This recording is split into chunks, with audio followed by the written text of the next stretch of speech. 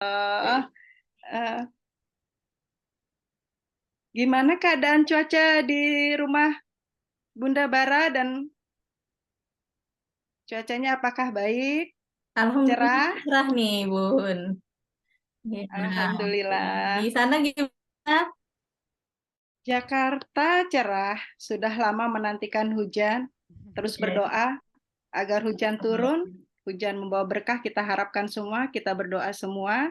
Jakarta Selatan bagaimana Bunda? Sudah turun hujan? Alhamdulillah kemarin sedikit-sedikit sudah hujan ya, jadi agak ada penyejuk sedikit ya dari Iya, hari yang Alhamdulillah. mataharinya Masya Allah ya.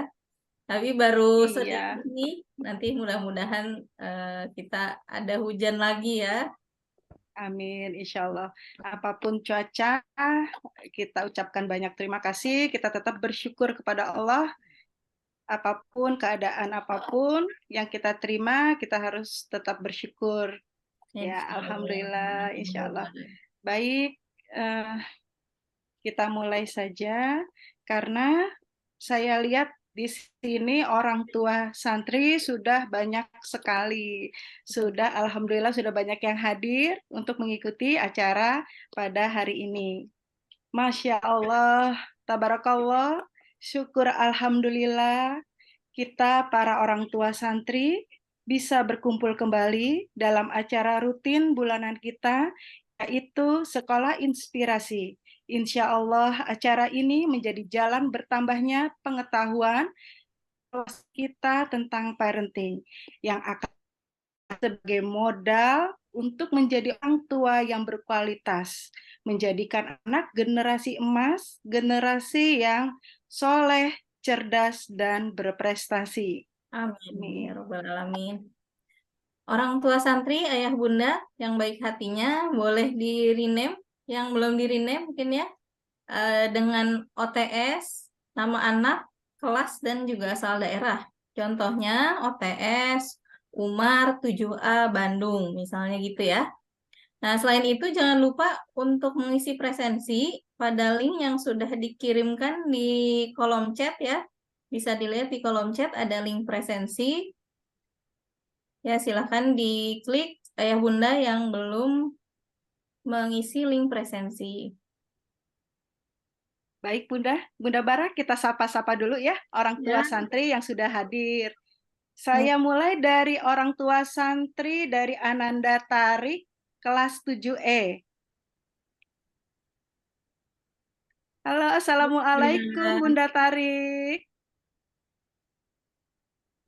Bunda Tarik masih di mute, belum kedengeran.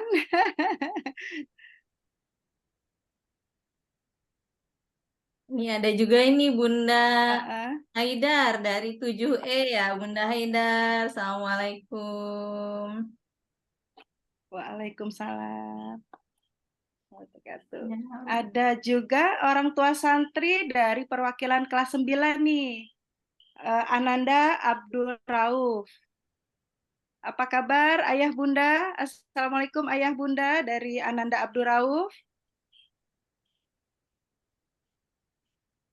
Terima kasih Bunda sudah hadir mengikuti acara Sekolah Inspirasi pada hari ini.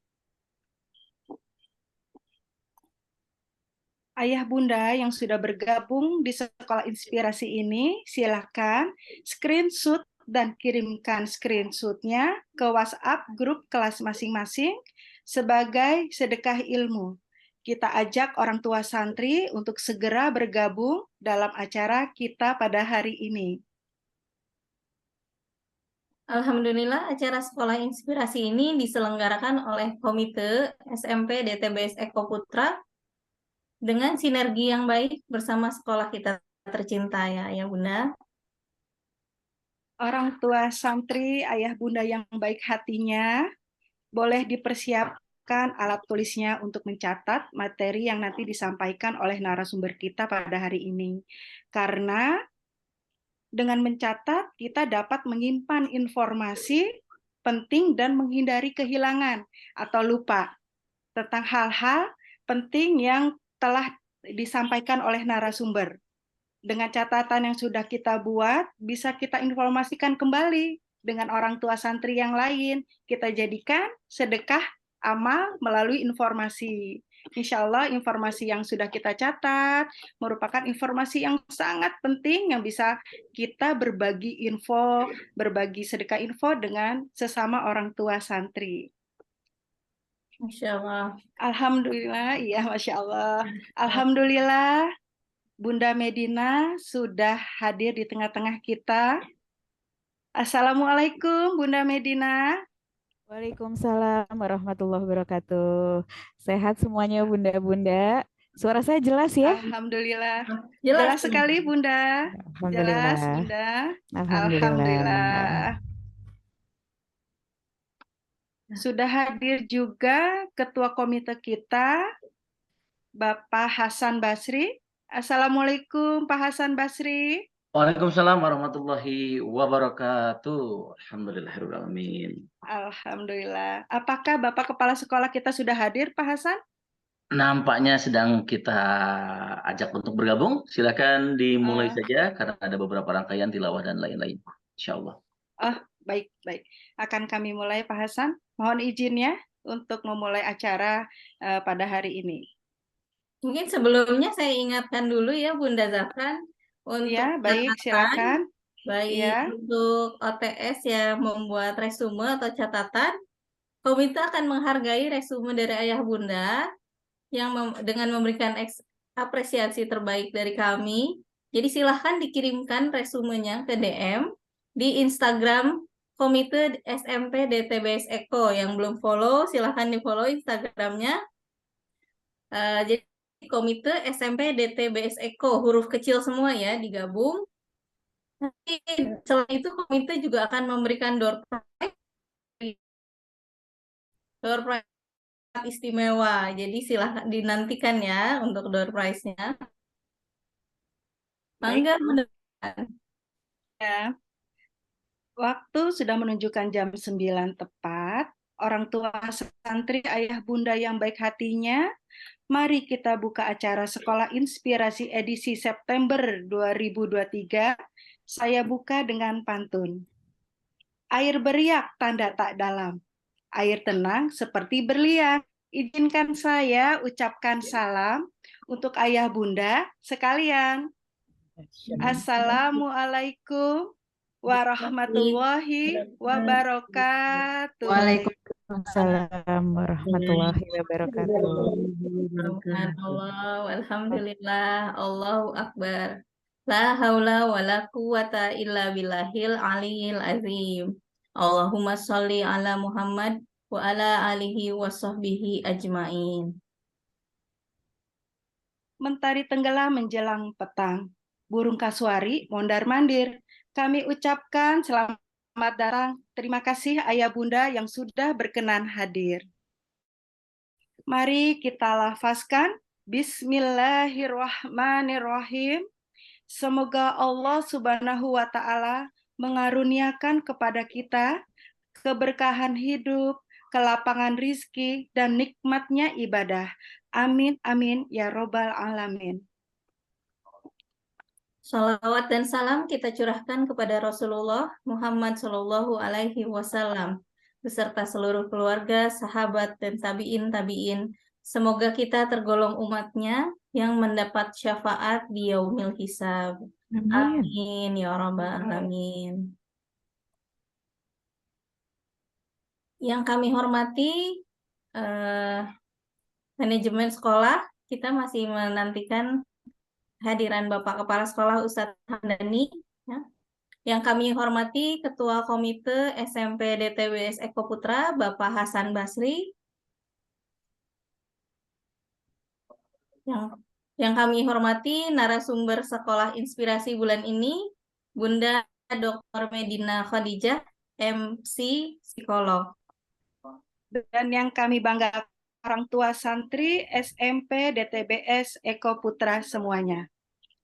Sebelum kami lanjutkan rangkaian Sekolah Inspirasi edisi September 2023, izinkan kami memperkenalkan diri.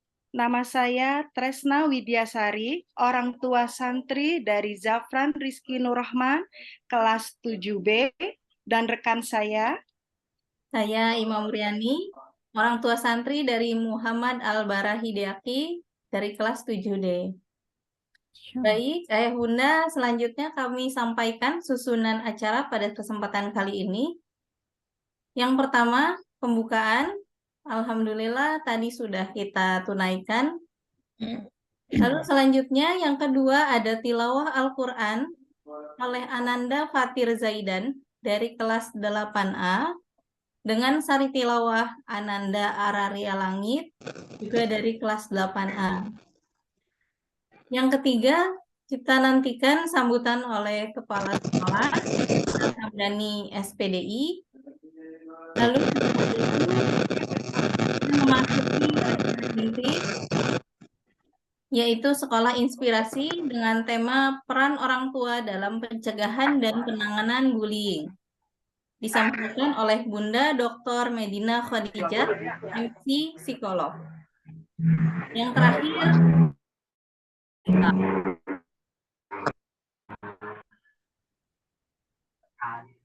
baik, Bunda Baiklah, Zafar. ya. Baiklah, mari kita masuk acara yang kedua, yaitu tilawah Al-Quran oleh Ananda Fatir Zaidan dari kelas 8A dan sari tilawah Ananda Araria Langit dari kelas 8A. Kepada Ananda, kami persilahkan.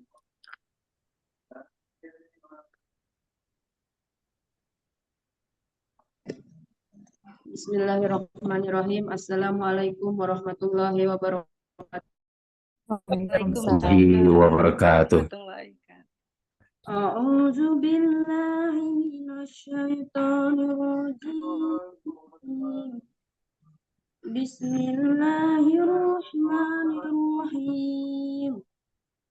Ya ayyuhan nasu inna khalaqnakum min zakarin wa unsa wa ja'alnakum syu'uban wa qabaila lita'arafu. Inna akramakum indallahi atqakum.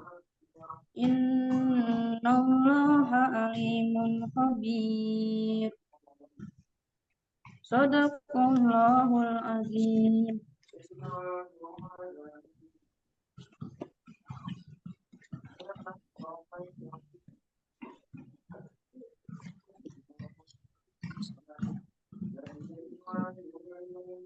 Wahai manusia, sungguh kami telah menciptakan kamu, orang laki-laki dan seorang perempuan.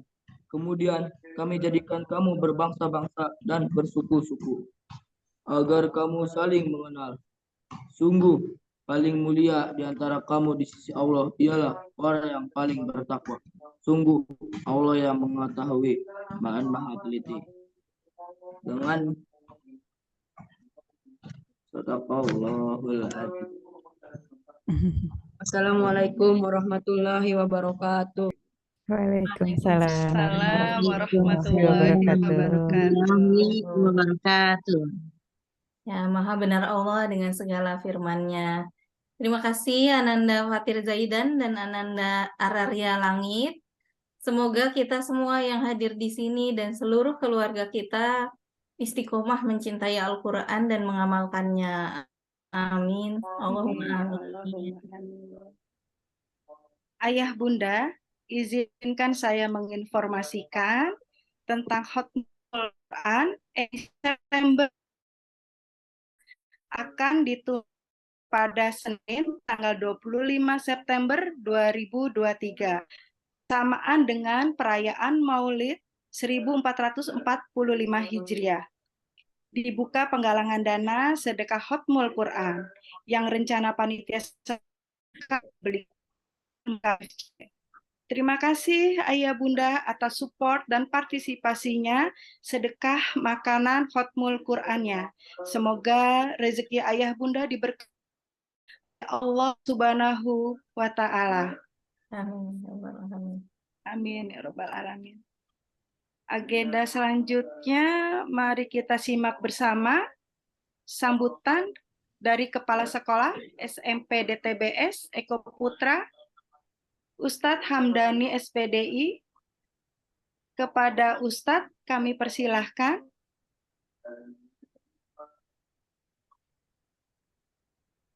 Assalamualaikum Ustadz Hamdani.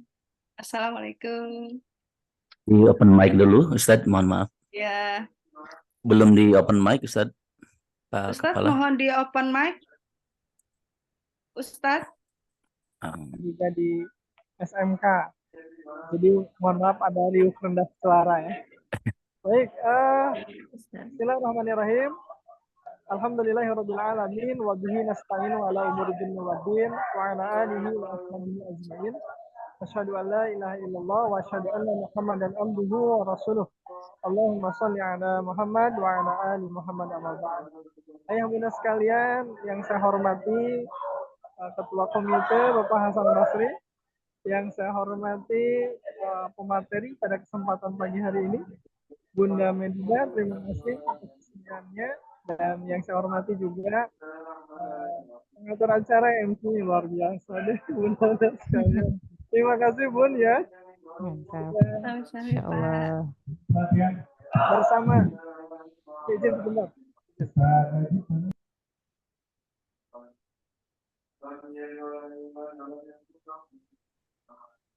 Baik, ayah bunda sekalian, alhamdulillah pada kesempatan pagi hari ini bisa bersilaturahmi kembali di acara Sekolah Inspirasi bagi orang tua kita semua. Satu hal yang menjadi keprihatinan di bangsa ini ya, yang saat ini terjadi maraknya tindakan perundungan, bullying, bahasa atau istilah yang sering kita kenal. Tentunya kondisi yang seringkali ini menjadi bagian dari dinamika kehidupan di sekolah. Disadari ataupun tidak, lalu kemudian dibiarkan ataupun tidak, kondisi ini akan senantiasa ada. Nah, maka penting bagi kita untuk membangun pemahaman sebetulnya definisi perundungan itu sampai sejauh mana maknanya, sehingga tidak ada kesalahan di antara orang tua, di antara praktisi pendidikan yang ada. Nanti insya Allah Bunda Medina pertemuan ini harapannya memang bisa memberikan sebuah wawasan bersama. Langkah apa yang bisa dilakukan oleh kita, terus supaya apa yang bisa kita perbuat untuk meminimalisir potensinya. Karena kalau mengatasi masalahnya, potensinya kalau sudah diminimalisir, itu mudah-mudahan tidak terlaksana atau tidak terjadi. Nah, inilah dinamika yang seringkali kami rasakan di pondok. Perbedaan, ya, misalkan mengejek, itu sudah masuk bully atau tidak, nanti di Medina secara ilmiah, teorinya, dan bagaimana. Tapi, ya bunda sekalian, harus dipahami karena dinamika sekolah ini akan ada berbagai persoalan yang dihadapi. Namun kan mudah-mudahan sekali lagi dengan adanya penguatan materi dari Bunda Medina akan membuat kita menjadi orang-orang yang saling menguatkan, apalagi peran orang tua ya. Mudah-mudahan bisa menjadi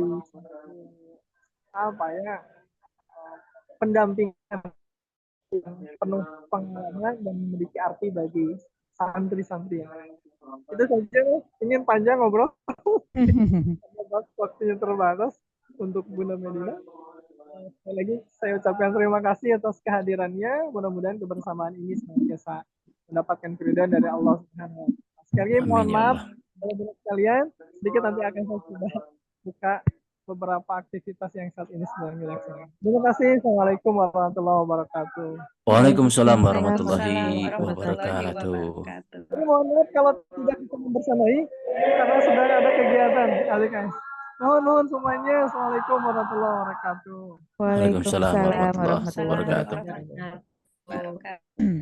Alhamdulillah, terima kasih Pak Kepala Sekolah kita ya, Ustadz Hamdani SPDI untuk sambutannya. Masya Allah, ya tadi seperti disampaikan oleh Bapak Kepala Sekolah kita ya, bahwa perundungan ini memang sedang marak terjadi ya di negeri kita ini ya. Dan ini juga masuk ke dalam dinamika sekolah yang mungkin akan kita hadapi. Tuh, jadi untuk menghadapinya kita perlu wawasan dan untuk mengetahui langkah apa yang perlu kita lakukan untuk meminimalisir resiko terjadinya perundungan, terutama di lingkungan sekolah. Untuk itu, mudah-mudahan sekolah inspirasi kali ini bisa menambah ilmu kita untuk saling menguatkan ya, baik antara orang tua santri maupun orang tua. Masya Allah. Baiklah, selanjutnya Ayah Bunda, acara yang kita nanti-nantikan. Sekolah inspirasi dengan tema peran orang tua dalam pencegahan dan penanganan bullying yang akan disampaikan oleh Bunda Dr. Medina Khadijah MPC Psikolog.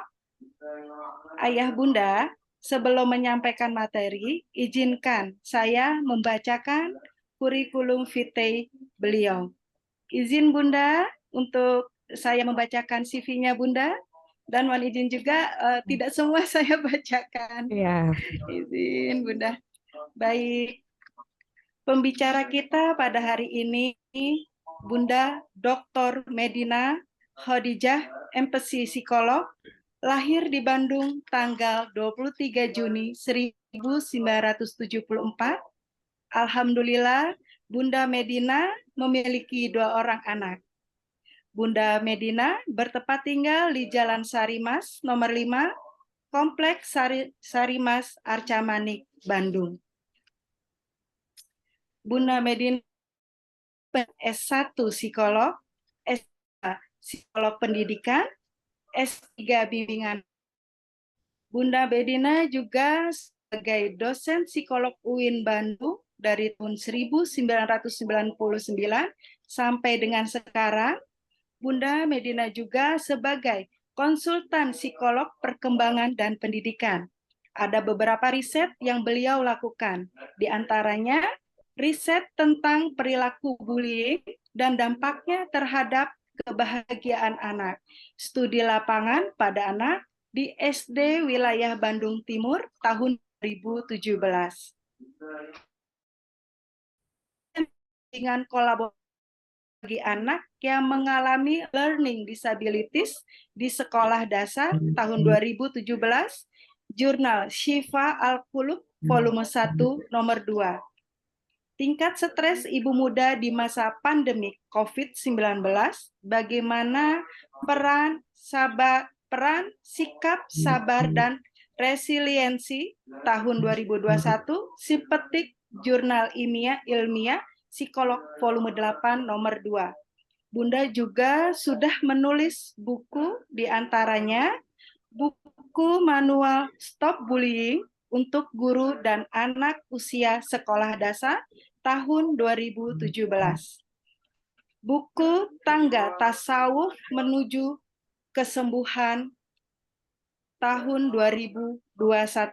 Masya Allah, Alhamdulillah, Bunda Medina, Masya Allah. Pembicara kita pada hari ini, Masya Allah, sangat luar biasa. Masya Allah. Izin Bunda untuk menyampaikan, kami membersamai Ibu sebagai MC adalah pengurus komite. Saya Tresna Widyasari dari Divisi Sapras, orang tua santri dari Zafran Rizky Nurrohman dari kelas 7B, dan rekan saya Ima Muryani dari Divisi Pendidikan, orang tua santri dari Muhammad Al-Bara Hidayati, kelas 7D. Insya Allah. Ya, Bunda Medina, kebetulan saya dan Bunda Zafran saat ini satu kota nih, Bunda Medina. Oke, Jakarta. Masya Allah, Masya Allah, luar biasa. Yang sedang cerah-cerahnya ini, cerah sedikit berdebu, ya. sedikit berdebu, polusi udara. Makanya kita pilih Bandung, Bunda. Kita pilih Bandung karena cinta dengan udaranya, dengan cuacanya gitu. Jadi ya salah Masya satu Allah. pilihan kami ke Bandung. Menyatrikan anak-anak kami salah satunya itu juga karena cuaca Bandung yang sangat indah, sangat sejuk, Masya Bunda. Allah. Siap. Betul Bunda Medina, di Bandung sedang sejuk ya saat ini ya Bunda Medina. Ya, sebetulnya secara umum mungkin sama di semua kota ya, bahkan beberapa kota sudah mulai kekeringan begitu ya. Tapi alhamdulillah kalau posisi kita di Eko mungkin udaranya masih cukup nyaman begitu ya, walaupun hujan Iya, memang juga belum seperti yang diinginkan begitu ya, iya, masih sedikit-sedikit. iya, Mudah-mudahan iya. nanti insya Allah pada saatnya nanti mudah-mudahan udaranya bisa kembali bersahabat di semua tempat. Amin ya rabbal alamin ya. Amin. Amin ya rabbal alamin. Sudah bisa kita buka saja ya untuk materinya, untuk Bunda, untuk Siap, mulai. saya Baik, izin share materi dulu sebentar.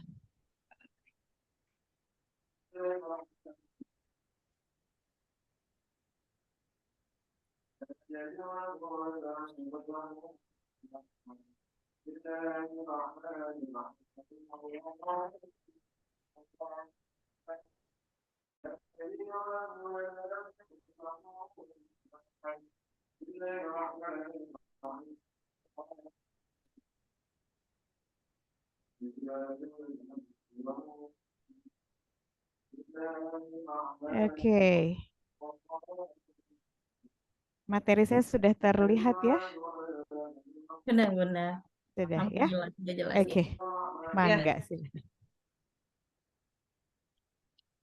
Bunda Medina, acara Sekolah Inspirasi ini diikuti oleh orang tua santri via Zoom meeting dan terbuka bagi masyarakat umum melalui live YouTube SMP DTBS. Masya Allah. Ayah Bunda, selamat menyimak materi dari Bunda Medina Khadijah, MPC Psikolog.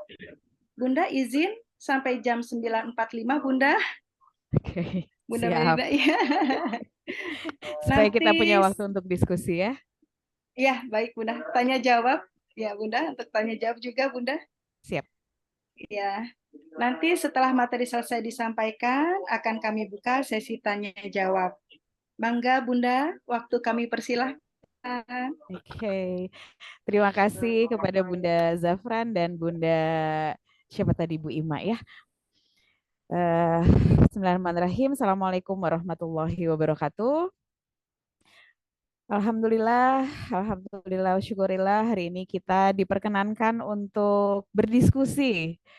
Sama-sama kita belajar begitu ya, walaupun tidak bertatap muka secara langsung, mudah-mudahan tidak mengurangi esensi niatan yang luar biasa dari sekolah inspirasinya SMP Putra Darut Tauhid. Ini luar biasa konsisten melaksanakan sejak tahun kemarin rasanya ya. Seingat saya 2022 atau 2021 sudah luar biasa konsisten melaksanakan setiap bulan dengan berbagai tema yang memang dapat menjadi salah satu sumber referensi bagi kita semua para bunda dalam mendampingi putra-putrinya begitu. Hari ini teman-teman komite meminta saya berbicara tentang bullying begitu ya. Seperti yang kita pahami bersama, yang sudah juga dijelaskan pada pertemuan perdana dengan saya di sesi hybrid ya, offline dan online di akhir Agustus ya kalau tidak salah. Kita akan bersama-sama mengembangkan fitrah individualitas dan sosialitas sebagai fitrah yang pertama dikembangkan di tingkatan SMP. Nah, tema bullying ini sangat terkait dengan fitrah yang sedang dikembangkan tersebut. Jadi memang mudah-mudahan dengan sinergi dari semua pihak, maka perkembangan putra-putra kita bisa dimaksimalkan. Bullying itu saya yakin semua bunda, semua ayah di sini tadi juga Masya Allah tergabung beberapa ayah di sela kegiatannya barangkali menyempatkan waktu untuk bergabung. Bullying itu adalah istilah yang saya yakin sudah sangat sering familiar kita dengar begitu ya. Banyak sekali kejadian-kejadian yang kita dengar, kita baik lewat media maupun secara langsung begitu ya dari orang tua lain, dari tempat lain begitu. Yang terbaru kemarin bahkan kasus yang sudah sangat luar biasa rasanya, yang sampai sekarang pun datanya masih belum jelas, barangkali ayah bunda mengikuti berita di TV ya. Kelas 2 atau kelas 3 saya lupa persisnya, anak perempuan yang matanya kemudian tidak bisa berfungsi satu karena tindakan yang diduga bullying, karena sampai sekarang pelakunya pun belum teridentifikasi sehingga masih sedang dalam proses begitu. Kita doakan mudah-mudahan Ananda bisa mendapatkan kesembuhan dengan tiada bekas sama sekali sehingga bisa kembali menjalankan perkembangannya yang masih sangat panjang dengan lebih baik begitu. Itu salah satu kejadian bullying yang luar biasa begitu. Kita bicara dari data dulu. Sebetulnya memang sebegitu parahkah bullying yang ada di tempat kita ini begitu ya, di Indonesia khususnya, karena saya tidak bisa mendapatkan data Kota Bandung yang terbaru. Jadi data menyatakan bahwa ini dari KPAI ya, Komisi Perlindungan Anak Indonesia. Dari tahun 2023 katanya Indonesia ini menempati posisi kelima dari 78 negara. Luar biasa. Ini bukan sebuah posisi yang patut dibanggakan begitu ya. Riset bahkan menunjukkan bahwa 41% para siswa tuh mengaku mereka pernah mengalami kasus bullying. Artinya pernah mengalami ini bisa sebagai korban, bisa sebagai pelaku. Begitu. Ada beberapa data secara nasional yang juga saya bisa dapatkan. Dari tahun 2019 sampai tahun 2022 itu trennya mengalami kenaikan. Bahkan dan yang terakhir di tahun 2023 saya hanya baru bisa mendapatkan data secara nasional bahwa ada 1.138 kasus bullying yang dilaporkan. Artinya kasus yang tidak dilaporkan mungkin bisa lebih dari ini. Nah, ini kan sesuatu yang menjadi kekhawatiran. Kenapa? Karena bullying, kita kalau mendengar kata bullying itu kan pasti konotasinya negatif ya, ayah bunda semuanya. Tidak ada kasus bullying itu yang membahagiakan. Nah, sebelum kita melangkah lebih jauh, barangkali kita menyamakan persepsi dulu. Bullying itu sebetulnya apa? Saya yakin ayah bunda sudah punya gambaran, tapi supaya kita satu persepsinya sama begitu ya. Apa sih bullying itu?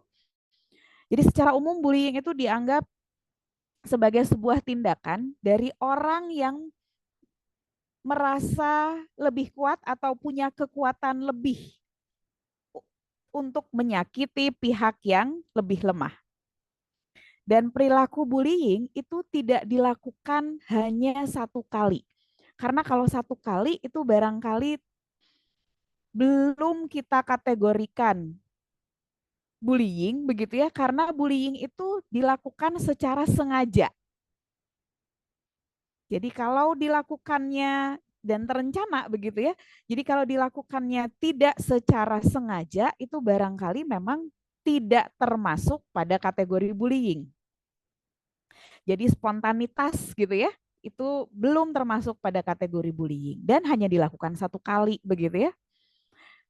Nah, poin yang berikutnya itu adalah yang harus kita bisa bedakan, ini bullying atau sparring partner, begitu ya. Apalagi anak-anak kita ini kan kita berada di SMP DTBS Putra, begitu ya. Nah, Putra itu kan sering cari sparring partner ya untuk asah kekuatan, begitu, unjuk diri. Nah, tapi kalau di perilaku bullying tidak demikian. Perilaku bullying itu satu pihak di atas, satu pihak di bawah. Jadi artinya ada pihak yang memang kesulitan dalam menjaga atau mengontrol atau mempertahankan dirinya. Jadi nggak seimbang posisinya. ya. Dan dari perilaku bullying itu kemudian pihak yang di atas atau kita sebut saja sebagai pihak pelaku itu merasa mendapatkan tambahan kekuatan atau kekuasaan. Ini poin yang harus kita pahami dulu supaya kita mengetahui apakah anak-anak kita terlibat pada perilaku bullying atau perkelahian. Karena kalau perkelahian itu artinya kekuatannya sama. Kedua belah pihak sama-sama melakukan, sama-sama berada pada posisi yang sama begitu ya. Tidak ada yang lebih rendah, tidak ada yang lebih tinggi. Nah, ada berbagai bentuk. Ini saya di awal tidak terlalu banyak waktu yang saya habiskan di sini karena nanti ada beberapa poin penting yang rasanya kita lebih butuh banyak waktu di sana begitu ya. Ada beberapa jenis bullying. Ya, fisikal yang pertama ini kalau di anak laki-laki memang lebih banyak di sini.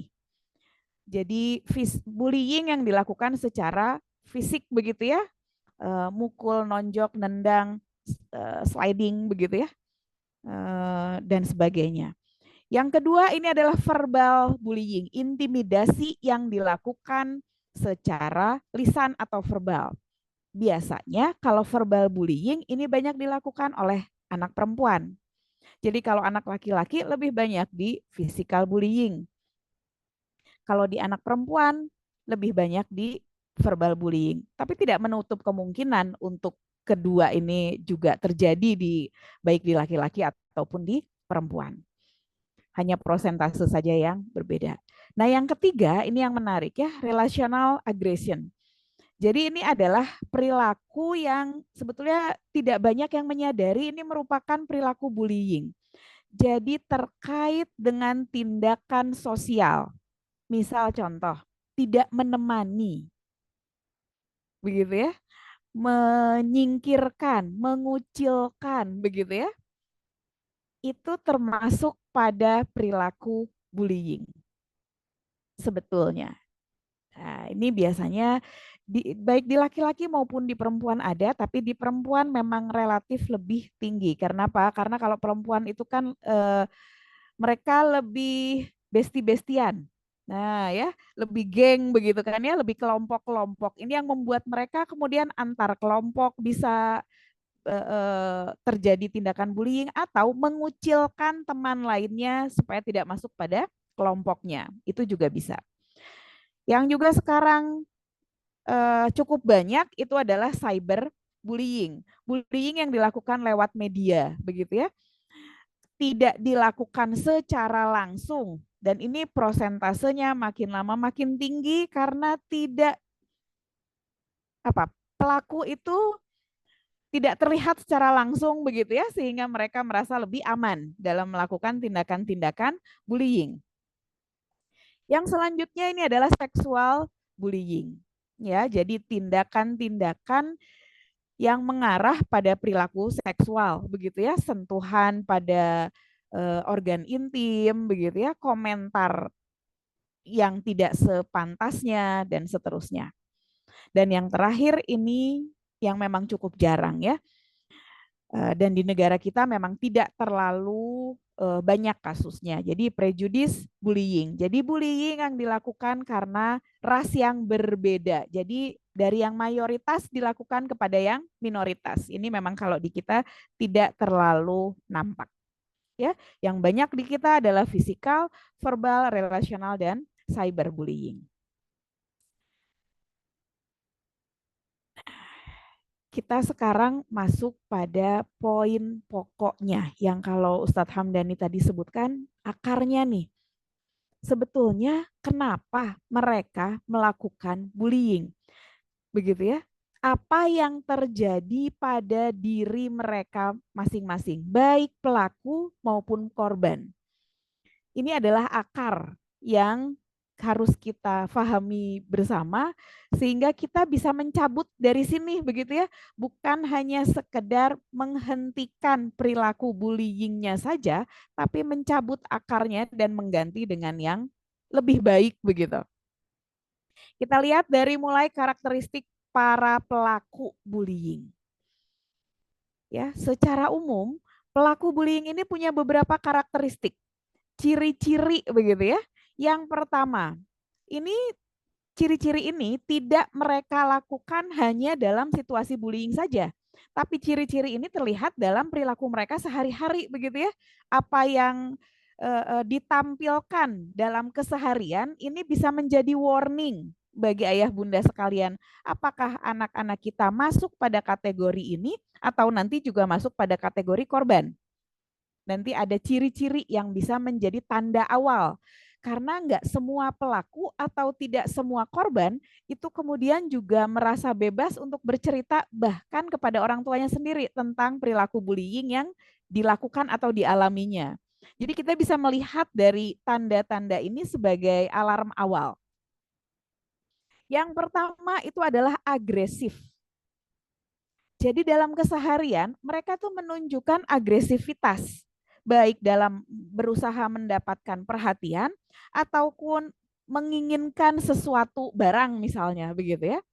Pantang menyerah nih, begitu, tetapi dengan cara-cara yang agresif. Artinya tidak seharusnya dilakukan.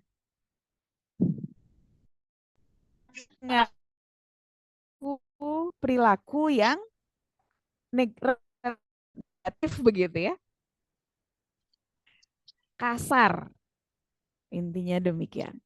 Yang selanjutnya, perilaku yang kedua, ini adalah karakteristik yang kedua, mereka kurang memiliki empati dan sulit bertenggang rasa terhadap anak lain dan tidak memiliki rasa bersalah.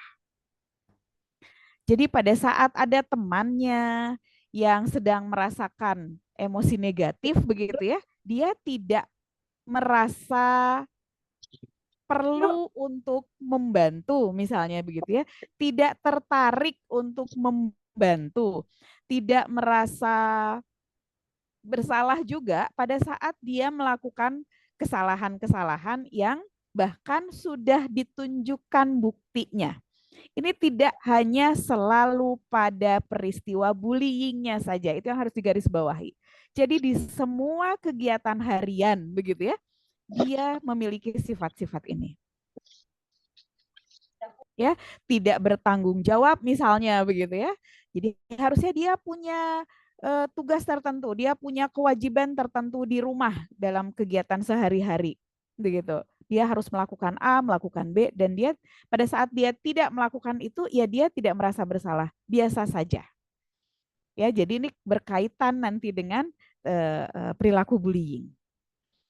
Yang selanjutnya ini adalah merasa diri lebih unggul dan mengharapkan kemenangan di setiap situasi. Jadi sulit buat pelaku bullying ini untuk menerima kekalahan, untuk tidak mendapatkan posisi pertama begitu ya. Kenapa? Berkaitan dengan hal yang pertama, karena dia selalu ingin mendapatkan perhatian lebih. Dan perhatian lebih itu biasanya diberikan pada mereka yang nomor satu begitu ya, juara, pemenang dalam segala situasi. Jadi dibandingkan dengan adiknya misalnya ya, itu nggak bisa. Dibandingkan dengan anak lain itu lebih sulit begitu ya. Nah, jadi dia tidak merasa, tidak ingin berada di bawah orang lain, intinya itu. Kemudian yang selanjutnya ini adalah berkaitan dengan lingkungan. Jadi dari hasil penelitian menyatakan bahwa para pelaku bullying ini seringkali begitu ya, ada kemungkinan memiliki orang tua atau orang terdekat atau media yang dicontoh secara salah. Jadi orang tuanya baik-baik saja misalnya begitu ya. Orang terdekat yang mengasuhnya juga baik-baik saja, tidak pernah menunjukkan atau mencontohkan perilaku bullying. Tapi mereka mencontoh itu dari media. Nah, ini juga bisa. Dan tidak adanya bimbingan yang intensif dari orang tua atau orang lainnya. Dan yang selanjutnya adalah prasangka negatif terhadap korban. Jadi para pelaku bullying ini memang memiliki pemikiran bahwa orang atau korban yang dibully itu pantas dibully begitu. menurut mereka ya orang korban-korban bullying itu lemah begitu ya, tidak baik. Prasangka negatif saja, memiliki penilaian yang negatif. Ya. Sekarang kita masuk pada korbannya. Korban bullying juga punya karakteristik tertentu, ciri-ciri secara umum. Dan ini semuanya kita bisa lihat nanti. Yang pertama itu adalah insecure, tidak merasa aman. Jadi cemas begitu ya. Mereka yang banyak kekhawatiran, mereka yang tidak yakin terhadap dirinya begitu ya, self esteem rendah, self image rendah, penilaian terhadap dirinya itu rendah, tidak merasa punya kemampuan, tidak merasa punya kelebihan, tidak merasa punya kekuatan begitu ya untuk mempertahankan dirinya atau bahkan untuk merasa sejajar. Jadi jangankan dibully, tidak dibully pun anak-anak yang korban bully ini punya karakteristik merasa lebih rendah begitu ya dari anak-anak lain pada umumnya. Jadi mereka tuh merasa memang kalau di bahasa anak ABG sekarang, saya mah apa atuh gitu. Cuman serpihan rengginang di kaleng kongguan gitu ya. Jadi nggak punya sesuatu yang bisa saya banggakan. Tidak punya kekuatan untuk mempertahankan, membela, mempertahankan diri itu memang tidak ada. Insecure saja, pencemas begitu ya. Jadi tidak nyaman saat berelasi sosial, makanya kenapa keterikatan dengan orang dewasa menjadi tinggi. Dia takut kalau dilepas sendiri, banyak kekhawatiran.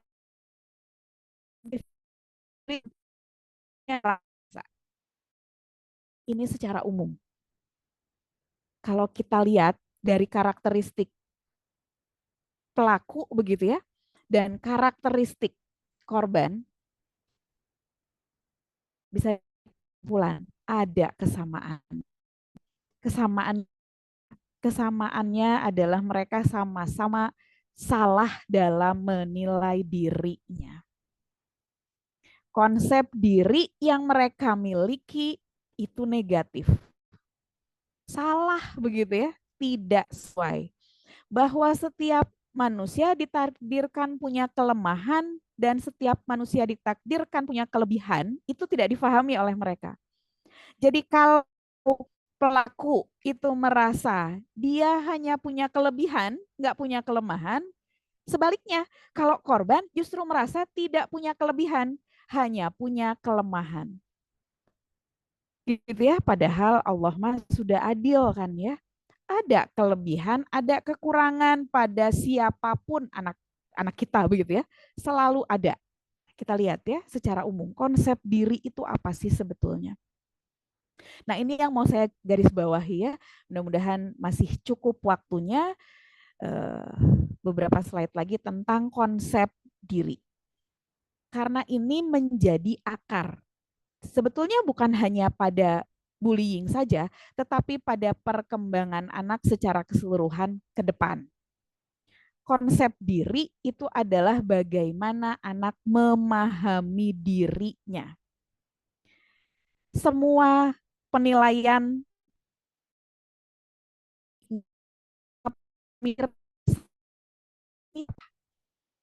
ini punya kelebihan apa? Saya punya kekurangan apa? Saya harus bagaimana dalam menggunakan kelebihan saya? Saya harus bagaimana dalam menutup kekurangan saya? Sehingga kekurangan saya itu tidak menghalangi saya untuk berkembang, tidak menghalangi saya untuk menggapai cita-cita saya, begitu ya. Saya tetap termotivasi untuk mencapai cita-cita saya walaupun saya punya kekurangan. Itu konsep diri. Dan konsep diri ini bisa positif, bisa negatif. Tadi itu ya, yang negatif ini yang tadi.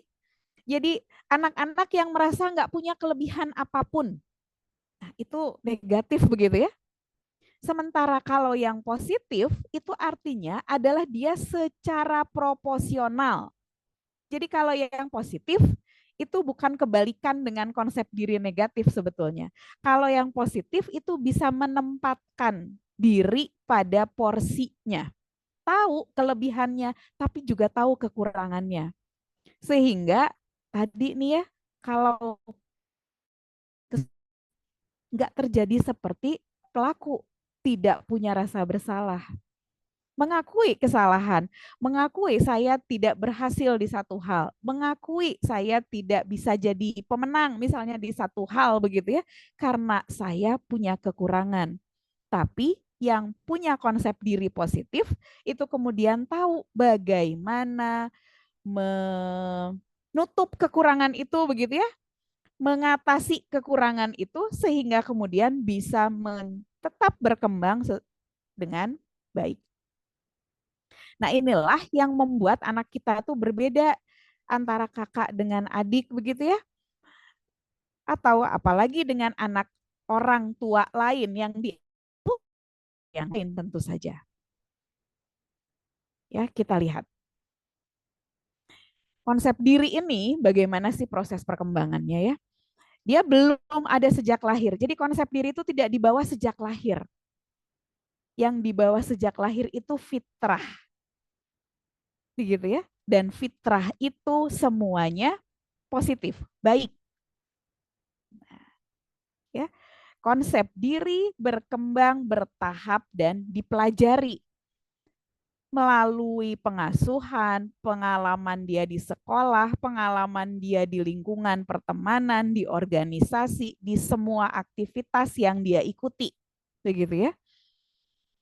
Dan ini sangat terkait dengan siapa dia berhubungan. Begitu ya, orang tuanya seperti apa, tentu saja itu nomor 1 begitu ya. Kemudian sekolah sistemnya seperti apa, organisasi ekstrakurikuler yang dia ikuti itu apa dan bagaimana, tujuannya apa, seperti apa keaktifannya, itu semualah yang membentuk konsep diri anak-anak kita pada hari ini. Dan konsep diri ini akan terus berkembang sampai nanti berhentinya, walaupun konsep diri itu terus berkembang ya, tidak pernah berhenti, dia terus dinamis, tapi sudah mulai terbentuk secara, kalau mau ngomong prosentase mah 70-80% lah begitu ya, itu di awal-awal usia dewasa. Jadi di usia kurang lebih 20-an begitu ya.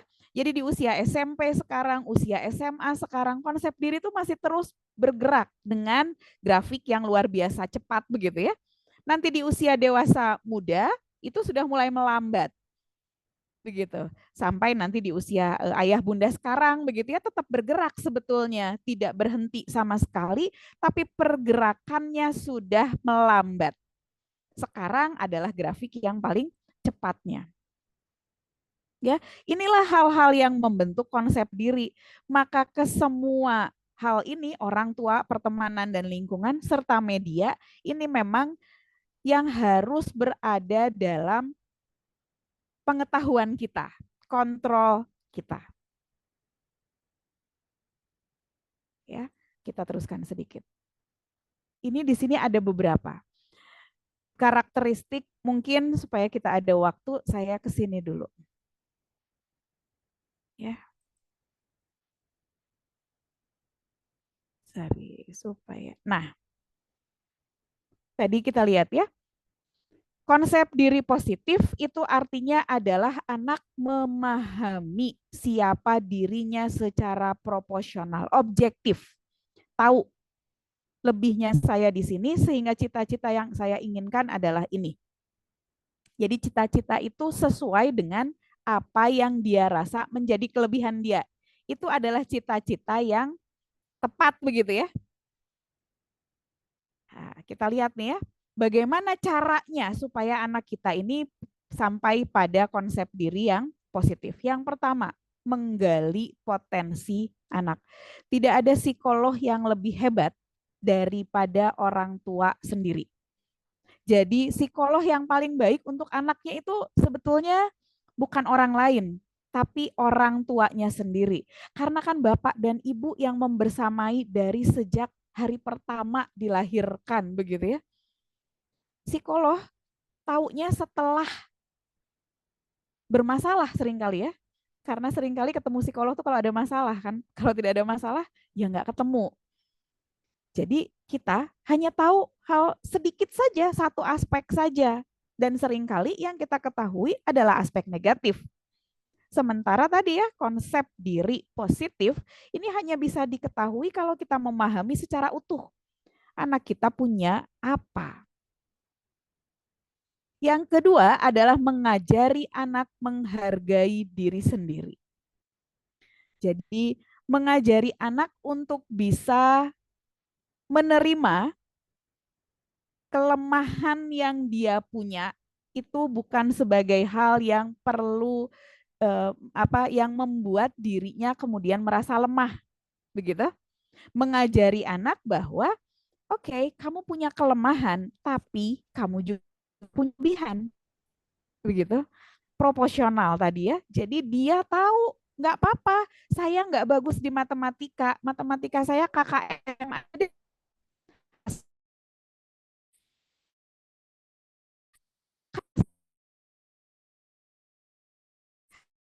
Belajar dengan di bahasa Inggris, apa matematika maka KKM aja. Bahasa Inggris jauh di atas rata-rata. Sehingga anak kemudian merasa punya kekuatan, walaupun dia juga punya kelemahan. Begitu. Hindari memberikan cap buruk pada anak, labeling. Ya, saya yakin ayah bunda di sini tidak suka melabel begitu ya, karena label yang diberikan itu akan dipegang oleh anak dan anak akan kemudian menyesuaikan dirinya dengan label. Contoh, saya kasih contoh ya, mohon maaf. Kalau kita menyampaikan kepada anak kita misalnya, kamu mah meni males, apalagi ini di anak laki ya, anak laki-laki itu akan mengambil kata-kata terakhir, memorinya tuh cuman menyimpan kata terakhir. Walaupun kita sudah sampaikan panjang lebar kalimat di awal, tapi kalau ujungnya adalah kamu mah males, ya udah, itu yang akan disimpan dan itu yang akan kemudian disesuaikan. Ada kata bunda saya teh males, ya udah we males, kan aja, saya gitu, karena kan kata bunda saya males, itu yang akan dipegang. Ya. Yang selanjutnya adalah hindari membandingkan anak dengan orang lain. Yang paling dekat itu adalah dengan kakak atau adiknya. Nah, itu yang kita, apalagi kalau kita bandingkan dengan anak tetangga yang sudah jelas pengasuhan berbeda, lingkungan berbeda, tata nilai semua berbeda. Anak tadi ya, hasil dari perkembangan konsep diri itu adalah keunikan. Ya, menjadikan dirinya unik. Sehingga jangankan dengan anak tetangga, dengan kakak atau adiknya pun pasti berbeda. Sekolah teh sama, sekolah bisa sama, tapi pertemanan nggak sama, gitu ya. Ekskul yang dipilih bisa sama, begitu. Nah, tetapi ada hal-hal lain yang pasti berbeda. Minat begitu ya, dan seterusnya pasti berbeda. Kemudian yang terakhir adalah memberikan pemahaman, pengalaman bahwa hidup adalah perjuangan. Jadi bahwa tidak semua hal yang tidak menyenangkan di luar sana itu harus kita selaku orang tua yang menyelesaikan. Maju dulu deh gitu ya. Tentu saja setelah si anak tadi di poin yang kedua, dia tahu saya punya kelebihan apa, punya kekurangan apa. Jadi tidak gampang baper begitu ya. Tidak mudah menilai bahwa apa yang dilakukan oleh teman-teman di sekelilingnya itu adalah perilaku bullying. Jadi nggak sensitif gitu ya. Jangan baperan. Nah, kita lihat ya, satu lagi nih ya. Oke.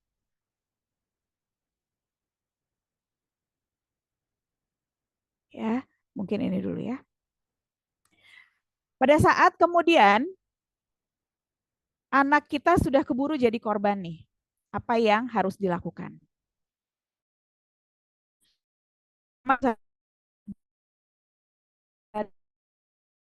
Apa sebetulnya yang terjadi? Dan pada saat anak bercerita, biarkan dia bercerita tanpa jeda begitu ya, artinya tanpa banyak kita intervensi. Kita sebagai pendengar dulu, dengarkan, jangan keburu terpancing emosi juga begitu ya. Tidak cepat baper juga kita sebagai orang tua begitu ya, supaya kita nanti bisa berpikir secara objektif. Ini di mana sebetulnya, seperti apa kejadiannya. Yang kedua adalah yakinkan anak bahwa itu bukan kesalahannya dan ajari untuk tidak membalas. Jadi karena korban bullying tadi ya, karakteristiknya adalah dia insecure, pencemas, self-esteem rendah, penilaian dirinya sendiri jelek, maka seringkali mereka merasa bahwa perilaku yang terjadi itu karena kesalahannya. Dan memang saya mah pantas diginiin. Hal itu benar. Tapi juga bukan berarti diajarin untuk membalas. Apa yang harus dilakukan? Begitu ya. Dia jadi bukan berarti kalau dia pukul saya pukul lagi, bukan. Tetapi bagaimana bersikap yang tepat sehingga tidak berulang kembali kejadiannya. Bagaimana dia mempertahankan diri, tetapi bukan berarti jadi sparring partner si pelaku begitu ya. Bagaimana dia menunjukkan diri bahwa saya tidak layak diginiin sama kamu. Kamu tidak layak bersikap begini kepada saya. Jadi dorong anak untuk tegak berdiri begitu ya. Untuk juga menatap wajah si pelaku, itu salah satu cara. Jadi bukan kalau pukul lagi. Ya berantem yang ada ya. Tapi kalau misalnya memang itu yang terjadi, ya bukan bullying begitu ya artinya ya. Yang selanjutnya itu tentu saja ya komunikasi dan kolaborasi dengan pihak sekolah ya, karena banyak peristiwa bullying terjadi di lokasi sekolah, apalagi karena kita sekolah asrama ya. Sehingga intensitas mereka bersama itu kan ya 24 jam.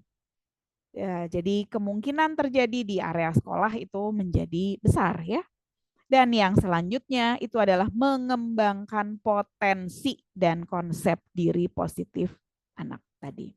Jadi pada saat si anak memang ternyata masuk pada situasi yang membuat dia menjadi korban begitu ya, dia tahu saya memang tidak bisa membalas secara fisik karena fisik saya lebih kecil. Misalnya begitu ya, tapi dia tahu bahwa saya juga punya harga diri begitu ya. Saya juga punya sikap yang membuat saya tidak layak diperlakukan seperti itu. Pada intinya itu yang harus dilakukan, bukan membalas. Karena kalau membalas itu kemudian nanti ini bisa jadi lingkaran yang tidak ada ujungnya. Dia menjadi korban bullying dan kemudian karena dia merasa dengan membalas, kalau tidak kepada pelaku, dia bisa melakukan pembalasan kepada korban baru. Begitu. Dia nggak berani nih membalas kepada si pelaku karena pelakunya jauh lebih besar secara fisik. Dia bisa saja kemudian membalas perilaku bullyingnya kepada orang lain, kepada anak lain yang lebih kecil. Nah ini kan yang tidak kita inginkan. Ya. Sementara kalau anak kita menjadi pelaku bullying, yang pertama tentu saja ya bangun komunikasi sama seperti tadi. Dengarkan sebetulnya begitu apa yang terjadi, apa yang diinginkan, apa yang memicu, apa yang membuat dia melakukan itu. Dan kemudian yang kedua, temukan apa yang salah pada saat dia sampaikan dan itulah yang harus kita perbaiki. Jadi biasanya para pelaku bullying itu tadi ya keinginannya untuk menunjukkan diri karena dia merasa itu adalah satu-satunya cara untuk dia mendapat perhatian. Biasanya pelaku bullying tuh begitu ya. Jadi dia pengen mendapatkan perhatian, dia pengen mendapatkan posisi yang tinggi begitu ya di hadapan teman-temannya, tetapi dengan cara yang negatif karena dia merasa tidak bisa mendapatkan dengan hal yang positif. Saya nggak pintar akademik, saya nggak jago menyampaikan presentasi kalau suruh maju sama bu guru saya nggak bisa karena saya nggak paham materi. Misalnya begitu ya, saya tidak punya kemampuan-kemampuan lain, maka saya menunjukkan diri dengan cara menekan teman lain lewat perilaku bullying. Nah, itu kan cara berpikir yang salah. Maka kita kemudian di poin yang keenam, membantu si anak cari poin positif yang dia punya itu apa. Karena tadi ya, pada dasarnya semua anak pasti punya kelebihan. Hanya saja tidak dia kenali. Sehingga dia menggunakan cara yang salah untuk mendapatkan perhatian. Karena anak-anak ya memang masih senang diperhatikan oleh semua orang. Ya, jadi ini adalah beberapa hal yang bisa kita lakukan. Nah, poin yang juga highlight begitu ya di sini ini adalah bagaimana kita tadi ya ini tadi nanti ini beberapa hal karakteristik ini nanti bisa saya share ya, silahkan. Jadi anak-anak yang punya konsep diri positif itu yang seperti apa sih? Kita mau membangun anak kita tuh ke arah mana begitu ya. Nah, ini adalah beberapa hal yang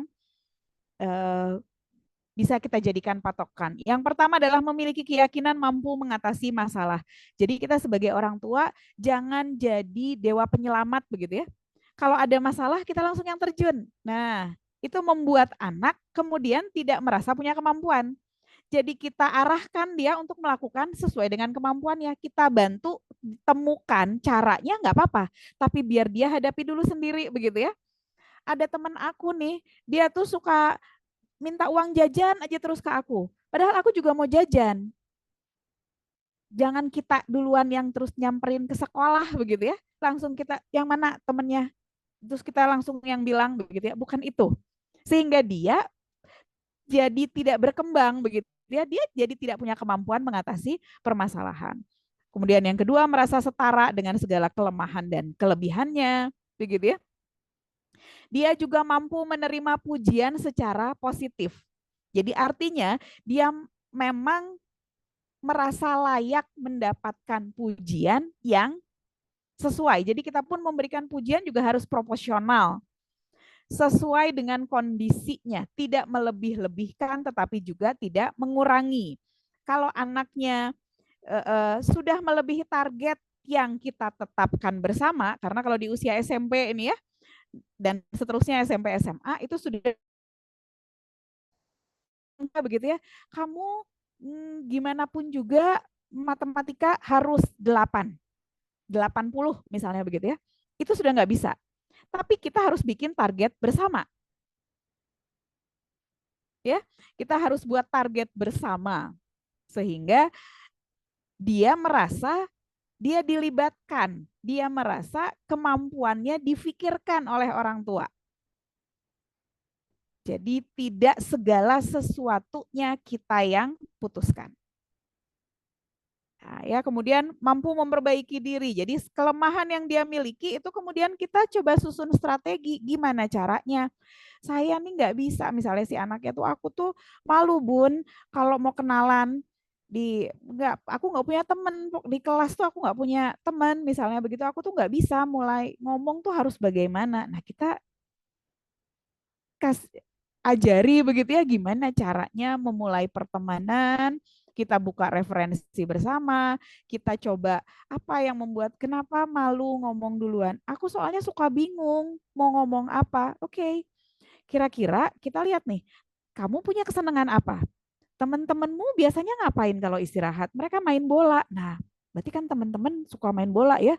Yuk kita baca-baca tentang permainan bola. Sekarang klub apa nih yang lagi naik begitu ya? Klub apa yang lagi tren? sehingga dia punya referensi untuk dijadikan bahan dia bersosialisasi dengan teman-temannya. Dia jadi tahu mau ngomong apa, begitu ya. Dan kemudian menyadari bahwa setiap orang memiliki keinginan dan perasaan individual. Dia artinya ajari si anak-anak kita ini juga untuk sedikit memperhatikan. Ini memang PR kalau buat di anak laki-laki ya. Mereka cenderung untuk tidak terlalu peka terhadap orang-orang yang ada di lingkungannya, begitu. Mereka cenderung untuk tidak memperhatikan apa yang dirasakan oleh teman-teman yang lain. Jadi jarang memang anak-anak laki-laki yang peka. Jangankan anak laki-laki ya, orang dewasa pun ya, para bunda di sini mungkin bisa melihat ya, para bapak itu kan kalau kita tidak kasih tahu secara terbuka, itu kadang-kadang nggak tahu kita apa sih yang diinginkan, begitu ya.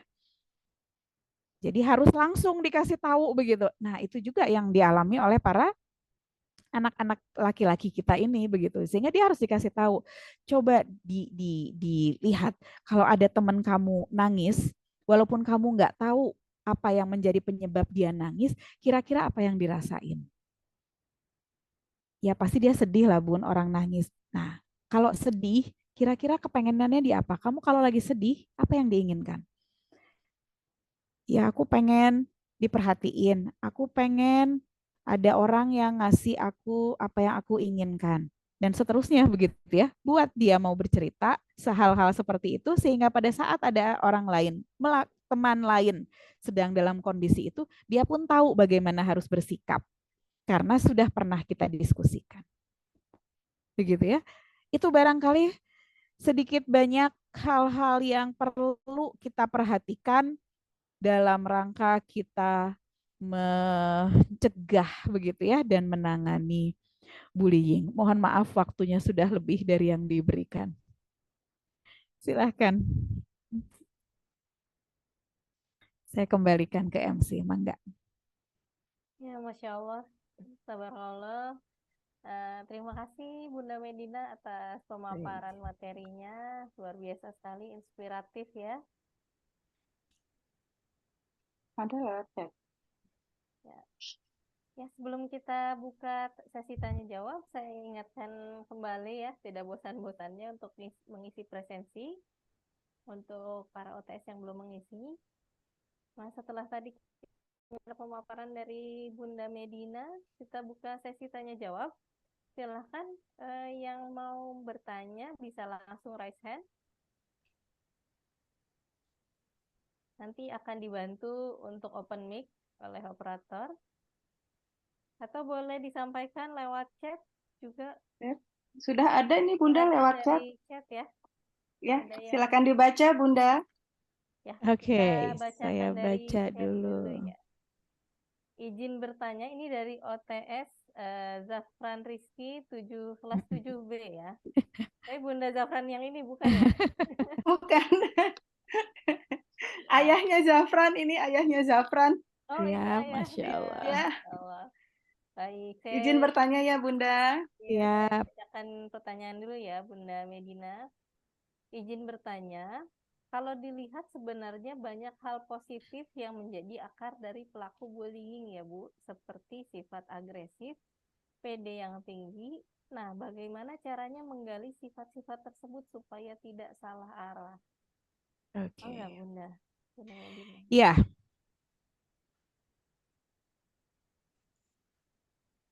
Ya. Ya, ayah bunda sekalian ya.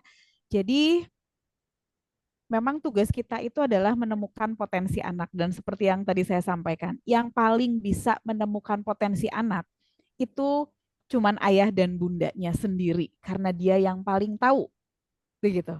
Kita bisa mulai dari apa yang menjadi minat atau kekuatan dia, begitu ya. Baik dari soal akademik misalnya ya, ataupun dari soal hari kita bisa lihat sifat sehari-hari dari soal akademik kita bisa lihat dia nyaman atau dia senang belajar mata pelajaran apa, kan begitu ya. Ada anak-anak yang kalau pelajaran tertentu begitu ya, mengerjakan PR-nya misalnya, itu kan kita bisa melihat dari situ ya. Atau memang dia kesulitan, bukan cuman males-malesan saja begitu ya, tapi memang dia kesulitan. Sudah belajar pun dia tetap ya terbatas begitu ya kemampuannya pada mata pelajaran tertentu. Misalnya kita tahu artinya adalah dia berarti memang punya kelemahan di hal itu. Maka kita kemudian bisa mencari cara atau metode begitu ya untuk bagaimana dia meminimalisir kelemahannya supaya tidak terlalu berdampak luar biasa. Karena kan gini ya, misalnya kalau di soal akademik, sejelek-jeleknya nilai kan tetap harus mencapai nilai KKM begitu ya. Tetap, kalau enggak ya nggak bisa naik juga begitu ya. Sekarang sebetulnya tidak naik kelas ya, tapi dia akan kesulitan nanti di level berikutnya. Ya. Di tingkatan berikutnya, karena tingkatan di kelas 7, pelajaran di kelas 7 itu kan akan menunjang untuk keberhasilan dia di pelajaran di kelas 8 nantinya begitu kan. Jadi paling tidak dia memahami konsep dasarnya. Apa yang harus saya lakukan? Oh, berarti kalau mata pelajaran matematika ini saya sulit begitu ya, dengan cara hanya mendengarkan di kelas, maka saya perlu nih di rumah harus atau di asrama misalnya begitu, saya harus buat secara visual. Harus saya buat coret-coretan. Karena saya kalau belajar nggak bisa cuma baca doang. Saya belajarnya harus dengan kinestetik. Anak laki-laki kan seneng gerak ya. Jadi dia nggak bisa tuh cuman ngedengerin doang atau cuman merhatiin doang bu guru di kelas, itu nggak bisa. Harus tambah satu lagi intinya, yaitu nulis. Jadi bukan cuman dengar, bukan cuman melihat, tapi juga menulis. Begitu. Memaksimalkan seluruh indera nih supaya bisa lebih baik. Itu kalau di persoalan akademik. Kalau di persoalan sifat misalnya begitu ya. Sifatnya apa? Dia punya kelebihan teliti, misalnya begitu ya. Dia detil, tapi jeleknya adalah dia nggak sabaran. Karena pengen, biasanya begitu ya, anak-anak yang perfeksionis gitu ya, pengen semua sesuai dengan apa yang diinginkannya begitu. Tetapi anak laki-laki ya pada usia ini hormonnya sedang bergejolak begitu ya, sedang naik turun nih, mulai masuk ke arah masa balik begitu. Seringkali kemudian kontrol emosi menjadi sulit, nggak sabar begitu ya. Maka kita teknik-teknik sederhana untuk menahan diri. Misalnya ya, oh kalau ada temen yang ngajak berantem lah begitu ya, nyenggol, sengaja sliding, kan anak laki-laki mah gitu ya, iseng sebetulnya awalnya begitu ya, sliding begitu di apalah segala macam. Kita ajarin dia teknik sederhana. Kamu kalau misalnya ada yang begitu, coba berhenti dulu, tarik nafas begitu ya, hitung sampai 5. Hal-hal sederhana sehingga dia merasa punya kekuatan untuk kontrol diri. Karena dia tahu dia nggak punya dia kelemahannya di situ. Saya nggak sabar. Saya kalau di istilah ini mas senggol bacok gitu ya, ada yang sedikit kalau udah pasti saya pengen lawan. Nah, ajarin dia sehingga dia merasa punya kemampuan mengontrol diri. Nggak harus selalu ada teman mukul lagi. Begitu. Coba di apa yang terjadi begitu ya. Karena anak laki-laki ya kalau dipukul, dibalas pukul lagi, tadi juga ada pertanyaan, boleh nggak sih sebetulnya? Kalau mau dibilang boleh atau nggak boleh, boleh-boleh saja. Itu upaya pertahanan diri. Tetapi apakah itu menyelesaikan masalah? Apakah itu mengembangkan anak kita kemudian menjadi lebih baik? Kan belum tentu juga begitu ya. Maka kemudian bisa kita arahkan dia untuk mampu kontrol diri dengan lebih baik. Sekarang dia melawan satu orang. Besok bisa ketemu teman lain yang juga begitu. Di lingkungan lagi, nanti lagi di SMA, di kuliah, di tempat bekerja dan seterusnya, bisa saja dia akan ketemu dengan orang-orang yang seperti itu. Apakah kemudian akan selalu penyelesaiannya dengan membalas hal yang sama, kan begitu ya? Nah, kan tidak mungkin begitu. Maka kemudian membantu mengajarkan teknik-teknik sederhana tentang bagaimana pengelolaan diri, kontrol diri, itu akan membuat anak lebih pede begitu ya, lebih tahu cara diri. Dia tidak mudah terpancing. Itu gitu ya, tidak mudah terpancing. Sehingga dia tidak melihat hal negatif itu sebagai hal negatif selalu. Memang negatif ya. Orang mukul mau dilihat dari sisi apapun ya pasti negatif, memang betul. Tetapi tidak, poinnya enggak itu yang dia fokuskan. Dan dianya mukul dulu, betul. Tetapi ajarin kita enggak tahu apa yang membuat dia pengen mukul. Dan dia mah suka iseng, Bun, betul. Nah, kenapa kok dia kalau iseng mukul? Yuk coba kita ajak ngobrol. Aku nggak mau ngobrol sama dia kalau dia lagi mukul, nggak mungkin aku ngajak ngobrol. Nggak saat itu. Tapi paling tidak kita ladenin sehingga dia nggak punya sparring partner untuk melakukan itu. Dan untuk si pelaku yang kalau kita anggap saja itu memang pelaku bullying, nggak kemudian dia jadi melihat begitu ya, oh ini mah nggak bisa dijadiin korban karena dia tidak terpancing. Dia tetap bisa ngontrol dirinya, dia tetap bisa berdiri tegak begitu ya, melihat ke itu teknik paling sederhana begitu ya. Karena di laki-laki mah memang bullying fisik begitu. Ajarin mereka untuk bisa tetap melihat dan bertanya, apa yang kamu mau apa? Begitu. Jadi dan itu biasanya akan susah dijawab oleh pelaku bullying sehingga mereka akan membiarkan kita meninggalkan tuh si korbannya karena tidak bisa si tujuan khusus, dia hanya pengen menunjukkan diri aja. Hanya pengen menunjukkan diri bahwa saya lebih berkuasa, saya lebih kuat, saya lebih tinggi gitu ya posisinya dan seterusnya. Tidak ada tujuan khusus selain menunjukkan diri dengan cara yang salah begitu ya. Nah, kita lihat ya.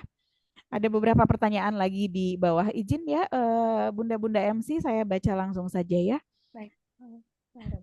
Iya, apakah keharmonisan rumah tangga orang tua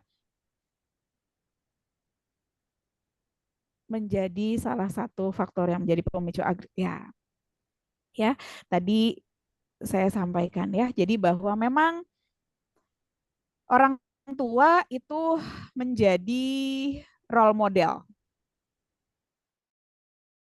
Kalau mereka, anak-anak kita ini melihat adanya perilaku agresi di rumahnya sendiri, tentu saja mereka akan melihat itu sebagai sesuatu yang memang seharusnya demikian, begitu ya. Memang harus saya biasa saya berkata kasar begitu ya. Kenapa ya orang tua saya juga berkata demikian, begitu. Itu kan dicontoh begitu ya. Diserap oleh mereka, bisa amat sangat bisa.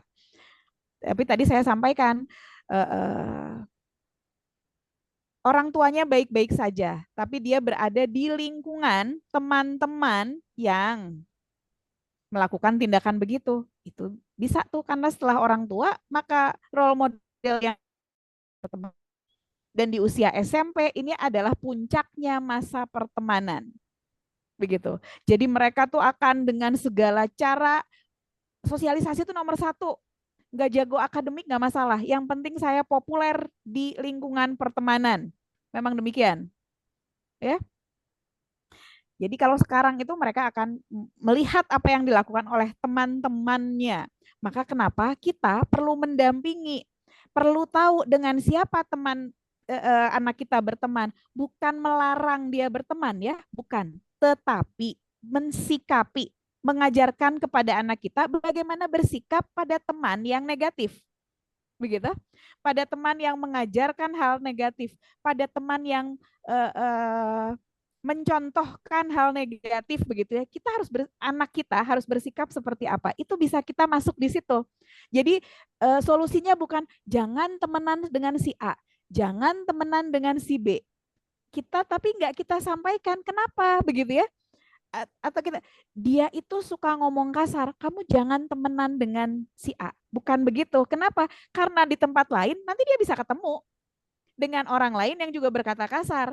Tapi karena dia bukan si A, ya saya akan temenan dengan dia. Kan Bunda nggak ngizininnya saya nggak boleh temenan sama si A. Begitu. Tapi perilakunya begitu ya. Apa yang negatif itu yang kita sampaikan. Dan kita harus bagaimana? Oke, kenapa teman kamu yang ini dia suka manggil dengan nama yang tidak seharusnya? Ini kan suka banyak ya. Dia manggil dengan sebutan-sebutan yang tidak sepantasnya. Oke, apa yang kamu rasain? Aku nggak suka. Oke, kamu merasa itu kamu bukan? Bukan. Ya udah, nggak usah dibales. Tidak perlu kamu menengok. Tidak perlu kamu berespon begitu ya. Nah, karena ngerasa bukan kamu dipanggil seperti itu, kan aku nggak begitu, Bun. Ya, itulah yang membuat jadi udah tahu kan, jadi ya nggak usah direspon, nggak usah ditengok, nggak usah tidak usah dilawan juga begitu ya. Karena itu tujuannya. Mereka manggil dengan julukan-julukan itu tujuannya apa? Memancing emosi kan begitu ya. Memancing marah, memancing kamu melakukan hal-hal yang nggak baik begitu. Dan kalau kamu melakukan itu, maka ya dia menang karena dia memperoleh apa yang dia inginkan dan kamu yang kalah begitu kan. Nah, maka sekarang kita cuek aja. Kalau dipanggil begitu, ya karena kamu nggak ngerasa, jalan aja terus. Nggak usah diladenin. Begitu ya. Kan kamu jadi tahu. Yang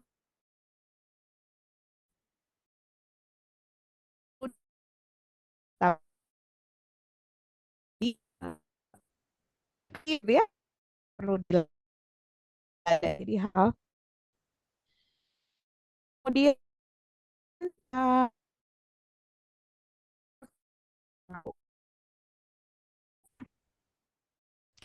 isinya game yang memang apapun game, dia harus game perang-perangan nih, itu adalah bukan ya, anak dengan main menang dari satu tahap ke tahap. Kalau dia menang, dia bisa naik lagi ke tahap berikutnya dan seterusnya kan begitu ya. Lebih sulit dan terus kan begitu ya. Dia memang menginginkan kemenangan. Nah, pada saat dia tidak mendapatkan kemenangan, pastikan dia akan merasakan sedih, kesel, marah, emosinya mulai terganggu di situ. Emosinya mulai menjadi tidak stabil. Maka kenapa anak-anak yang senang main game, apapun juga bentuk gamenya, itu menjadi susah kontrol emosi. Karena yang namanya game, itu kan kita berperang sama sistem. Gak mungkin bisa menang terus-menerus kan begitu ya. Pasti ada saatnya kita kalah. Begitu. Dan di situ kemudian emosi si anak menjadi terganggu. Marah dia begitu. Makanya kenapa kalau kita lihat begitu ya, ayah bunda bisa lihat deh, anak-anak yang lebih kecil, yang di mana anak bunda lagi makan di restoran misalnya, ngelihat anak lain umur 3-4 tahun sambil main gadget begitu ya, makanya dia kemudian tiba-tiba dilempar gadgetnya, tiba-tiba dia kesel sendiri, dia marah sendiri, ya itu karena dia kalah tuh di situ kan, emosinya terganggu. Jadi kalau ditanya ada game yang bagus, nggak ada. Semua game juga kalau berlebihan waktunya mah tidak ada. Apapun juga begitu. Walaupun ini gamenya untuk membangun kecerdasan. Nah, kan tetap ya nanti ada kalahnya begitu. Nah itulah yang makanya perlu pembatasan tentu saja ya. Baik jam mainnya atau jenisnya itu yang perlu diperhatikan. Apalagi game yang jelas-jelas urusannya menang kalah. Perang-perangan begitu ya istilahnya ya. Nah, itu sudah jelas ya. Mungkin itu beberapa pertanyaan yang saya baca ya di sini. Oh, ini masih ada. Bagaimana menghadapi orang tua pelaku bullying yang tidak mau menerima keadaan real, anaknya berperilaku buruk. Ya, memang kalau begini kita nggak bisa orang tua lawan orang tua begitu ya. Nah, itu pasti jadi akhirnya anak dengan anak musuhan, orang tua dengan orang tua musuhan. Nanti anak udah main, orang tua masih musuhan. Terkadang begitu ya. Kadang-kadang demikian, apalagi kalau di usia-usia yang masih lebih kecil ya. Nah, makanya di sini perlu dilibatkan pihak lain di mana lokasi perilaku tersebut terjadi. Di sekolah maka harus dilibatkan pihak sekolah. Dan yang harus disampaikan adalah data berdasarkan fakta. Ada buktinya dulu, gitu ya. Dicari dulu buktinya. Memang susah mendapat data bullying, ini susah. Di sekolah kita misalnya sudah dipasang CCTV di banyak yang namanya alat rusak, baik disengaja maupun tidak disengaja begitu ya. Itu sehingga susah memang mendapatkan. Tapi itu harus dicari dulu. Apa, siapa, bagaimana, apa dampaknya, dan seterusnya itu harus ada dulu sebelum berhadapan dengan, dan tidak bisa memang hanya kita sebagai anak kita korban. Gitu ya, misalnya kita langsung ngadep ke orang tua pelaku. Nah itu nggak bisa memang. Pasti tidak akan ada solusi yang baik. Karena tujuan kita cari solusi ini kan nanti perkembangan kedua belah pihak ke depannya lebih baik, begitu ya. Baik si anak korban maupun si pelaku. Tujuannya kan kita begitu ya. Pelaku tidak melakukan kembali, korban tidak mendapatkan dampak psikologis yang berarti begitu ya. Kan itu harapannya. Nah, ini menjadi tidak bisa kita dapatkan. Jadi harus ada pihak lain. Ya, pihak ketiga terutama sekolah begitu ya, karena banyaknya terjadi di sekolah. Kalau di lingkungan rumah ya kita harus cari data siapakah yang melihat begitu ya, bagaimana kejadiannya, dan kita memang harus kepala dingin. Jadi jangan tadi ya, kitanya pun jangan gampang baperan walaupun sudah terbukti begitu. Kita pikirkan dulu apa secara dingin, pasti kita panas. Anak kita dia papain begitu ya, sama kita dijagain dengan luar biasa, sama anak orang lain seenaknya. Nah, kan pasti begitu ya, sederhananya begitu. Tapi kita pikirkan dan dikasih solusi begitu ya, karena terkadang si orang tua pelaku itu juga memang bingung mau diapain lagi. Begitu, dia nggak tahu ini harus bagaimana. Dan biasanya pelaku bullying ini hampir semua ya, pelaku bullying melakukan bullying itu karena dia gabut, kalau di bahasa anak-anak ya, nggak tahu mau ngapain, tidak punya pemahaman diri potensinya itu apa, sehingga aktivitasnya dia nggak terarah, dia tidak punya minat jelas, dia tidak tahu cita-citanya apa, sehingga waktunya itu banyak terbuang, nggak jelas gitu, makanya dia melakukan bullying. Coba sibuk, kan nggak kepikiran buat bullying, karena coba sibuk dia dengan mengembangkan dirinya begitu ya, mencapai cita-citanya begitu, dia ikut ekskul, berbagai ekskul yang ditujukan untuk mencapai cita-citanya, dia ikut atau dia melakukan hal-hal yang tujuannya adalah untuk mencapai cita-citanya, kan nggak kepikiran buat mikirin orang lain. Tidak mungkin dia punya kepikiran untuk ngejailin orang lain. Kenapa? Karena dia sibuk dengan jalannya sendiri begitu ya, dengan tujuan yang ingin dia capai sendiri begitu. Nah, itu yang bisa kita kemudian bantu orang tua untuk memahami itu begitu ya, karena tidak semua orang tua paham. Nah, kita bisa nih membantu memahami. Nah, membantu menemukan begitu ya, nanti bisa dengan koordinasi dengan lewat sekolah, biar sekolah yang kemudian juga membantu begitu ya hal-hal tersebut. Ya memang bullying ini banyak aspek begitu ya yang harus dilihat begitu. Jadi tidak hanya pada pencegahan kejadian saja begitu, tapi jauh di belakang itu ada banyak hal yang menjadi akar tadi begitu ya, terutama itu ya tentang konsep diri. Dia nggak tahu mau kemana, dia nggak tahu mau ngapain, sehingga akhirnya dia melakukan apa yang membuat dia happy. Ya, mungkin itu saja barangkali. Baik, Bunda. Siap. Ya, baik. Masya Allah ya Bunda. Orang tua santri banyak sekali yang menyampaikan pertanyaannya. Luar biasa semuanya pada menyimak pemaparan dari Bunda Medina dengan baik. Ya, terima kasih Bunda Medina atas pemaparan yang disampaikan dan sudah menjawab beberapa pertanyaan yang disampaikan Ayah Bunda. Semoga Bunda Medina sekeluarga senantiasa dalam maghfirah dan keberkahan dari Allah Subhanahu wa taala. Amin. Terima kasih, mohon maaf segala kekurangannya. Mudah-mudahan nanti bisa berdiskusi kembali.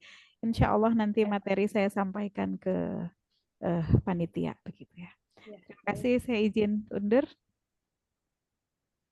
Cukup atau mau ditutup dulu? Silahkan, Mangga. Ya, mau ditutup dulu sebentar Bunda. Siap. Saya juga izin Bunda untuk memberikan sedikit kesimpulan. Saya coba simpulkan.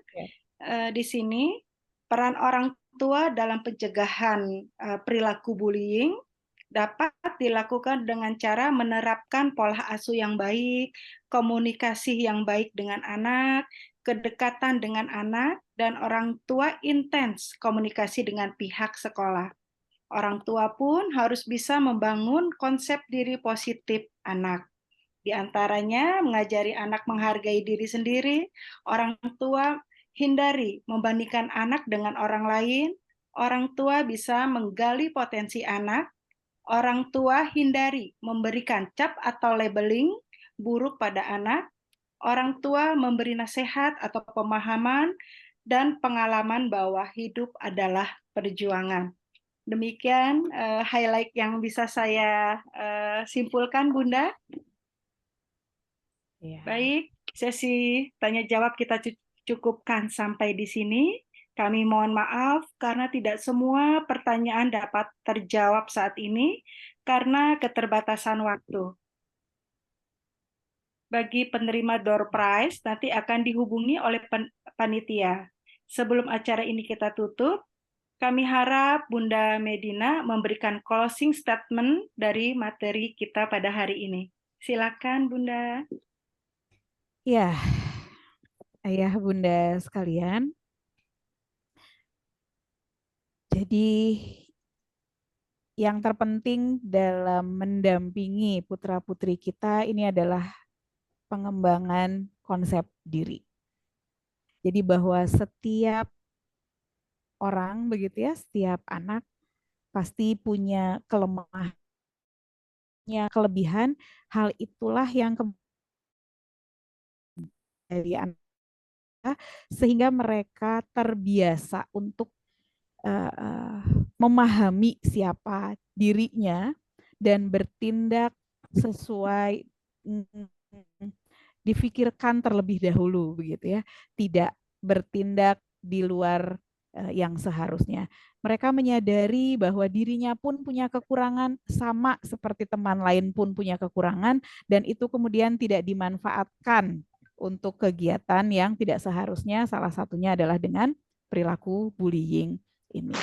Dan pengembangan konsep diri ini memang harus dilakukan terus-menerus begitu ya, jangan bosan.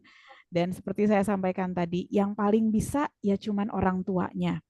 Karena itulah yang apalagi masih di usia SMP, mereka masih sangat bergantung pada ayah dan bunda semua begitu ya. Mereka masih memiliki sosok idola, itu adalah ayah dan bunda sekalian begitu.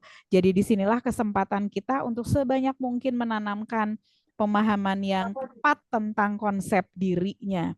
Jadi di sela-sela walaupun anak kita ini ada di pesantren begitu ya, ada di boarding yang terbatas waktu komunikasinya dengan kita, maka di sela-sela waktu pada saat kita punya waktu telepon atau jam telepon atau jam waktu berkunjung, maka di situ bisa kita kemudian manfaatkan untuk memberikan pemahaman kepada ananda kita semuanya bahwa positif dan negatif adalah hal yang pasti dimiliki oleh semua anak, dan bisa kemudian mereka merasa itu bukan sesuatu yang mereka sesali begitu ya, atau juga mereka manfaatkan dengan cara yang tidak seharusnya. Mungkin itu saja. Terima kasih atas perhatian semuanya. Mohon maaf atas segala kekurangan. Mudah-mudahan kita bisa berdiskusi di lain kesempatan. Terima kasih. Saya pamit mundur. Wassalamualaikum warahmatullahi wabarakatuh. Waalaikumsalam Warahmatullahi wabarakatuh. Bunda Medina sekali lagi untuk closing statement-nya.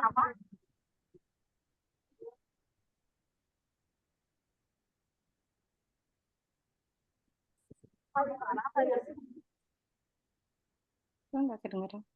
Kami tidak lupa berterima kasih untuk Sulbi Hijab yang sudah berpartisipasi untuk memberikan door prize kita di hari ini. Terima kasih untuk Bu Ika dari kelas 7B ya, OTS dari Ananda Al-Fadri. Nah, demikianlah seluruh rangkaian acara Sekolah Inspirasi ini. Kami atas nama panitia mohon maaf atas segala kekurangan dan kehilafan kami. Kami berdua sungguh bangga bisa membawakan acara pada hari ini. Hatur nuhun, jazakillah khair. Terima kasih Bunda Medina. Terima kasih Ayah Bunda yang sudah hadir. Besar harapan kami kebersamaan ini tidak berakhir di sini. Insya Allah kita berjumpa lagi di acara sekolah inspirasi berikutnya. Kita tutup acara sekolah inspirasi ini dengan doa, hamdalah, istighfar, dan doa majelis.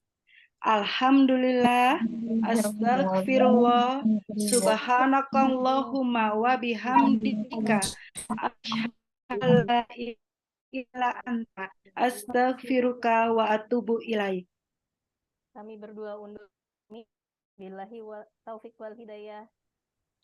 Wassalamualaikum warahmatullahi wabarakatuh. Waalaikumsalam warahmatullahi Waalaikumsalam Bunda Medina. Sampai jumpa lagi Bunda Medina. Biasa. Alhamdulillah. Ya, alhamdulillah, alhamdulillah.